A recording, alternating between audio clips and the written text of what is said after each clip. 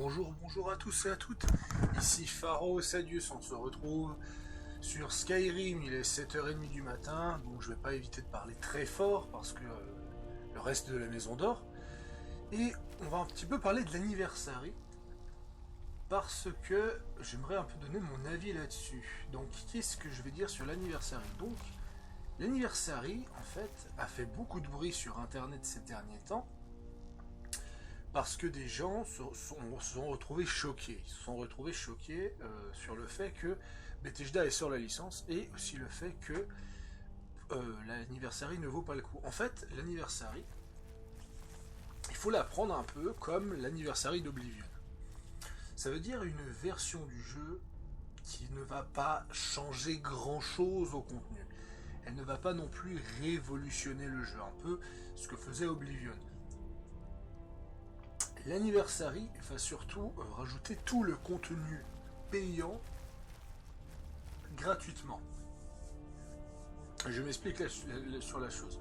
En fait, Oblivion est arrivé avec une dizaine d'add-ons, parce que le terme DLC n'existait pas, et ces add-ons, qu'on pouvait considérer ça comme des espèces de mods, vu le contenu absolument pas doublé, c'était majoritairement des quêtes qui se faisaient en lisant des lettres et autres. Ça ressemble beaucoup au mode payant de Skyrim, mais il coûtait à peu près 2-3 balles le mode. Il y avait la flèche de roche glacée, le château vers Corol, la série de livres pour les mages. Il y avait tous ces petits trucs qui ont été rajoutés sur le jeu, et qui fait en fait le sel de ce qu'on aimait sur Skyrim. Enfin sur Oblivion, je veux dire. Et ben en final, Skyrim ne déroge pas à cette règle. Je trouve que ces fameux modes payants sont un peu la même chose que ces add-ons qu'avait apporté Oblivion. Et donc, moi, ce que je vais vous dire tout simplement, c'est que ces modes, ou ces modes payants en fait, sont exactement la même chose, et qu'en plus qu'ils sont la même chose, c'est que vous en avez pour votre argent en fait. Tout simplement, il y a plus de 75 modes payants pour un total de 21 000 à 22 000 Creation Club. Pour un Creation Club, vous avez pour 140 balles, et vous avez tout ça pour 20 balles. Donc rien que par rapport à ça, l'anniversary vaut largement le coup. Construire une ville au beau milieu d'un marais, c'est lamentable. Et c'est là que je suis en train de me dire une chose. Tous ceux qui critiquent en fait cet anniversary sont surtout des gens qui n'aiment pas du tout ces modes payants, qui trouvent que ces modes payants n'auraient jamais dû l'être. Pour eux, c'est des contenus qui auraient toujours dû être gratuits. Le problème, c'est que comment dire ça calmement, ce point de vue est débile. Il est complètement débile, pour la simple et bonne raison qu'on ne peut pas parler de gratuité ou de mode payant en fait. Je veux dire, ok, c'est un contenu qui est bien, qui rapporte quand même une chée d'armure. Je vais pouvoir vous montrer ici, parce que nous sommes donc dans la maison de Mirwatch, une maison de ces fameux modes payants. Et vous pouvez voir justement notamment pas mal d'items qui viennent de ces modes payants. Le masque de Sotacil, l'armure de la Sainte Dorée. Là on voit mal, mais c'est l'armure des villes séductrices. Non, ça rien à voir. L'armure de la folie, que je n'ai très peu de sets. Ça c'est pas. Il y a l'armure en plate d'ébonite, mais c'est encore rien à voir. Et des artefacts comme les bâtons du chaos, le brise-nerf, le cimetière d'ébonite que je n'ai, le vif espoir, pas le gourdonnet, les armes du croisé, les armures du croisé, le brise-crâne, la lame de Tchigalag, le vif-flamme, et plein de choses comme ça. Ce contenu-là est donc offert. Il y a donc je sais pas combien d'armes et d'armures, il y a aussi du scénario, il y a aussi des quêtes. Vous en avez quand même pour pas mal de choses. Et en fait, moi ce que je constate, c'est que moi je suis modeur à la base, hein, je modais du Skyrim. Je modais un petit peu du Skyrim, c'était plus un passe-temps qu'un véritable outil de mode. Et pour moi, le souci en fait de tout ce contenu, c'est que beaucoup de gens critiquent que ça aurait dû être gratuit, mais j'ai juste envie de vous répondre. Quand vous regardez l'armure du Divin Croisé, ou quand vous regardez l'armure d'ordonnateur, je n'ai pas d'armure d'ordonnateur ici malheureusement pour vous montrer, pourquoi les équipements sont beaucoup mieux réussis, beaucoup plus réalistes et surtout pourquoi ils sont beaucoup plus légers par rapport au mode payant, enfin au mode gratuit. C'est ça qui est assez intéressant, c'est que les modes gratuits consomment plus de polygones, sont plus lourds, surchargent votre save, et en plus de ça, sont souvent de moins bonne qualité. Alors je ne veux pas m'insurger contre la communauté de modding, parce que je sais qu'ils font de l'excellent travail, et je sais qu'il y a certains équipements qui sont au-dessus de la qualité graphique. C'est ce que je disais à l'époque d'Oblivion, hein. Il y a des mods sur Oblivion, vous regardez ça aujourd'hui, et on va pas se mentir, qu'il y a des mods d'Oblivion qui étaient vraiment au-dessus de la qualité graphique de Skyrim, bien avant la sortie de Skyrim. Mais si vous regardez, hein, si vous comparez, hein, il existe l'armure du croisé, elle est disponible en mode. Il y a l'armure du mage des neufs qui reprend justement le principe de cette armure, mais graphiquement elle n'est pas terrible. C'est pareil, il y a beaucoup d'équipements où graphiquement ça ne va pas. Il y a toujours cette espèce de concurrence entre le mode payant et le mode gratuit qui s'est installé, je crois que c'est vers 2018, un truc comme ça, que ça s'est installé. Et moi je suis pas là pour débattre, je suis pas là pour dire quel est le mieux et autre. Je dis juste une chose, si vous détestez ces modes payants, personne ne vous force à prendre l'anniversary, parce que l'anniversary ne va rien changer votre expérience. C'est juste que Bethesda a juste fait un gros pack, et ils l'ont appelé anniversary, comme c'était le cas pour Oblivion. Ils ont juste voulu taper un immense coup de com' en fait. Et ça va pas plus loin que ça. Par exemple, là j'ai Tourment, qui est une épée qui est quand même assez propre, qui est quand même assez clean, et je suis très fier de ce travail. Je suis très fier d'avoir ce travail. Là par exemple, cette maison, c'est une maison qui est faite par une modeuse du nom de Eleanora, et je suis souvent très content de son travail. Eleanora fait du très très bon travail. C'est une modeuse, je vous conseille d'aller sur... il me semble qu'elle s'appelle aussi Eleanora sur Nexus. Elle fait du très bon travail sur Nexus et je vous conseille de télécharger ses mods parce qu'ils valent le coup.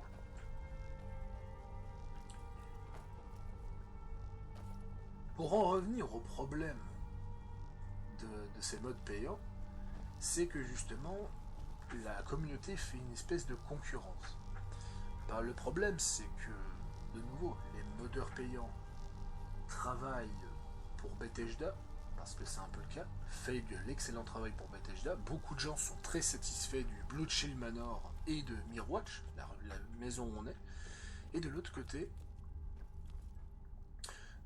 beaucoup de gens trouvent que ça manque de qualité, ça manque de contenu. C'est vrai que The Cause dure que 2h30, The Cause est très court, par exemple.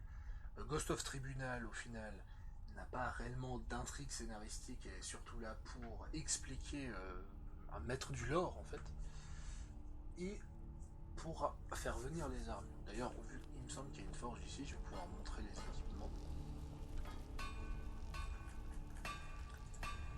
On a quand même quelques pièces d'équipement. Vous voyez quand même que c'est vachement propre. C'est quand même très très propre.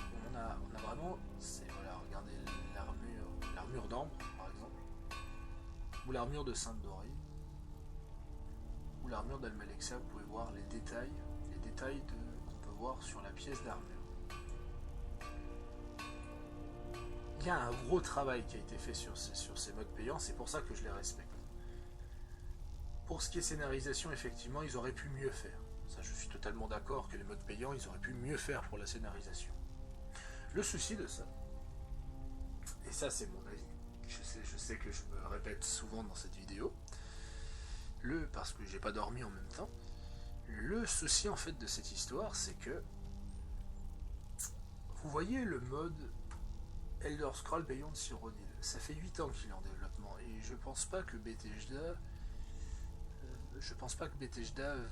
veut faire ce genre de choses pour Skyrim. Je pense pas qu'il va soutenir des gros projets comme ça. C'est vraiment les modes de cette quête sont plus du fan service pour remettre des lieux iconiques et autres. D'ailleurs, qui dit lieu iconique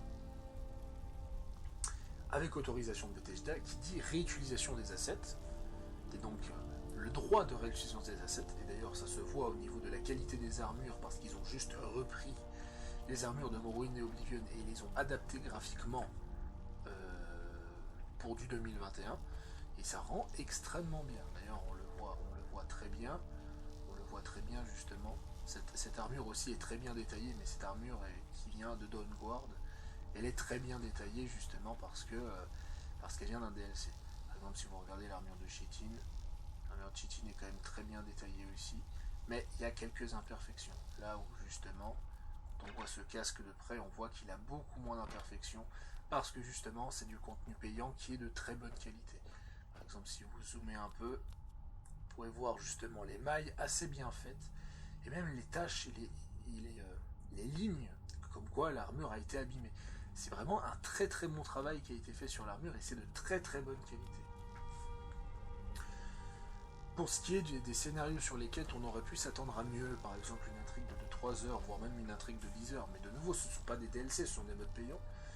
Et je pense que ça devrait coûter énormément de temps. Je vais vous donner un topo. Il y a un mode sur Oblivion qui s'appelle Repère de Skooma. C'est un mode fait par We Will Land FR, un très très bon mode, qui a une durée de vie à peu près 5-6 heures.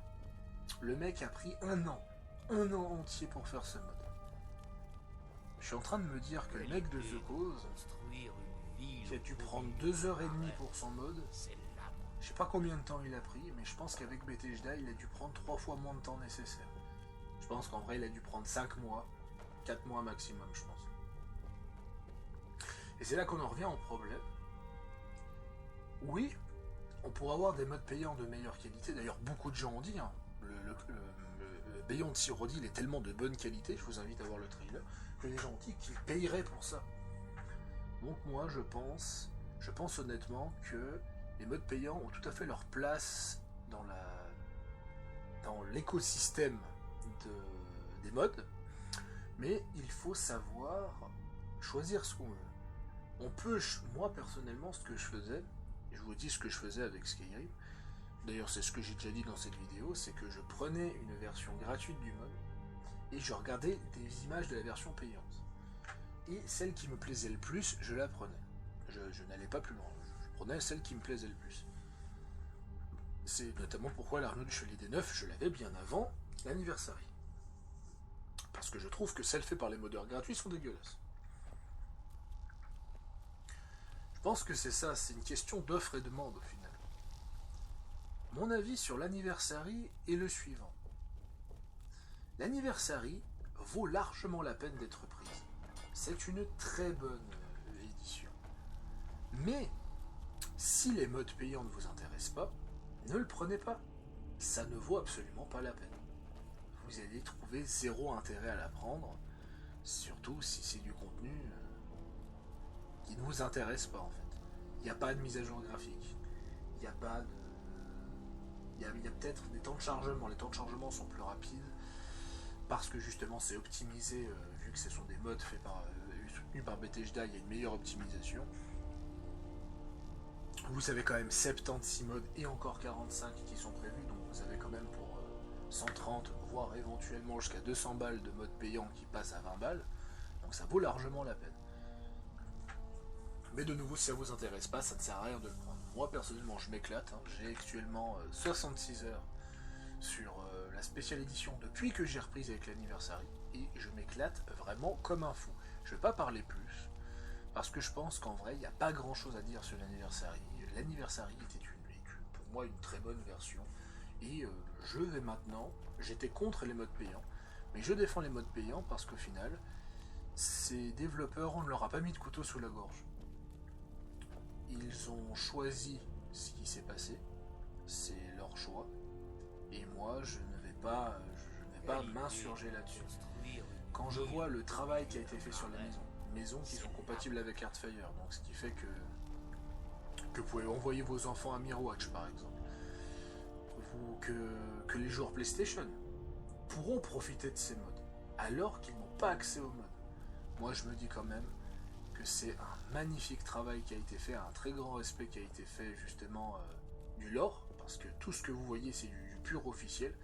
Il y a bien Umbra qui me fait un peu criser, mais bon, rien d'aussi flagrant que le lore de base.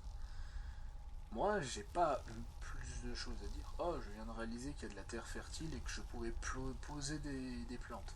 Un peu le système d'Earthfire. Et ça, c'est très cool d'ailleurs. Vous avez aussi une ferme qui vous permet d'obtenir votre propre budget. Je vais pas aller plus loin. Je pense que j'ai dit mon avis là-dessus. Faites ce que vous voulez. Mais moi, en tout cas, je vais continuer à soutenir Bethesda. S'ils sortent une anniversary pour Fallout 4, je la prendrai sûrement pas. Parce que je suis surchargé de modes et ça va sûrement tout foutre en l'air. Mais par contre, je pense que je prendrai la version de Fallout 4 quand je ferai une purge de mes mods. On verra avec le temps. Mais en tout cas, c'était Pharo Osadus et à plus tout le monde. Et bien sûr, sachez une chose, c'est pour moi un plaisir de faire des vidéos avec vous. Je fais un petit message spécial avant d'arrêter cette vidéo. Pour moi, ça me fait un grand plaisir que vous me suivez. Je remarque quand même que j'ai gagné 5-6 abonnés de plus, c'est quand même plaisant. Parce que d'être resté pendant un an à 30 abonnés, de passer à 35, je sais que c'est ridicule, je sais que c'est pas grand chose, mais pour moi, c'est déjà pas mal. Pour moi, c'est pas mal. Je ne cherche pas le succès, je ne cherche pas les vues, je cherche juste à garder une trace de ce que j'ai fait sur internet et de le revoir plus tard. En tout cas, si vous hésitez pour cet anniversaire, franchement, il y a vraiment du contenu à faire. Après, si vous n'aimez pas les modes de base et que vous ne voulez pas d'un rajout supplémentaire, ça ne sert à rien. Et puis si vous êtes justement un mec qui a déjà 400 000 mods, je pense que ces 70 mods là ne vous seront pas trop nécessaires. Allez, à plus.